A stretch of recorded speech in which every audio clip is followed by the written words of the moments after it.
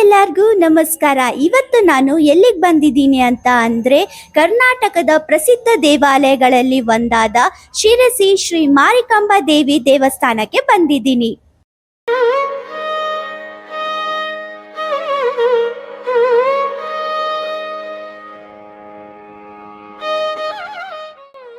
ಶಿರಸಿ ನಮ್ಮ ಕರ್ನಾಟಕದಲ್ಲಿ ತನ್ನದೇ ಆದ ಪರಂಪರೆ ಸಂಸ್ಕೃತಿ ಹೊಂದಿದ ಊರು. ಈ ಊರು ಕರ್ನಾಟಕದ ಉತ್ತರ ಕನ್ನಡ ಜಿಲ್ಲೆಯ ಮಲೆನಾಡು ಭಾಗದಲ್ಲಿದೆ. ಶಿರಸಿ ಅಂದ ತಕ್ಷಣ ನಮ್ಮೆಲ್ಲರಿಗೂ ನೆನಪಾಗೋದು ಶ್ರೀ ಮಾರಿಕಾಂಬಾ ದೇವಿ ದೇವಸ್ಥಾನ.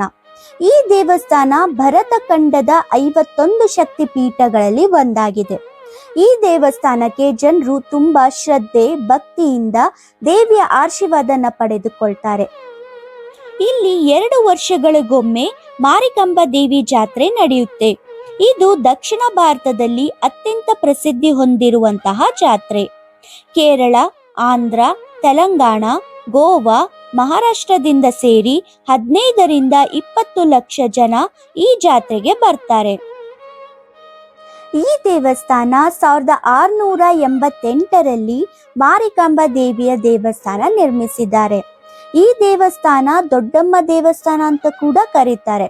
ಯಾಕೆ ಅಂತ ಅಂದ್ರೆ ಕರ್ನಾಟಕದ ಎಲ್ಲ ಮಾರಿಯಮ್ಮ ದೇವಿಯ ಹಿರಿಯ ಸಹೋದರಿ ನಮ್ಮ ಶಿರಸಿ ಮಾರಿಕಾಂಬಾ ದೇವಿ. ಹಾಗಾಗಿ ಈ ದೇವಸ್ಥಾನಕ್ಕೆ ದೊಡ್ಡಮ್ಮ ದೇವಸ್ಥಾನ ಅಂತ ಕೂಡ ಕರೀತಾರೆ. ಇಷ್ಟು ಪ್ರಸಿದ್ಧಿ ಹೊಂದಿರುವಂತಹ ದೇವಸ್ಥಾನ ನಮ್ಮ ಕರ್ನಾಟಕದಲ್ಲಿ ಇರೋದು ನಮ್ಮೆಲ್ಲರ ಪುಣ್ಯ. ಹಾಗಾದ್ರೆ ಈ ದೇವಸ್ಥಾನಕ್ಕೆ ನೀವು ಭೇಟಿ ನೀಡಿದ್ದೀರಾ? ಇಲ್ಲ ಅಂತ ಅಂದ್ರೆ ಒಮ್ಮೆ ಆದ್ರೂ ಈ ದೇವಸ್ಥಾನಕ್ಕೆ ಭೇಟಿ ನೀಡಿ, ಹಾಗೆ ದೇವಿಯ ಆಶೀರ್ವಾದ ಕೂಡ ಪಡೆದುಕೊಳ್ಳಿ.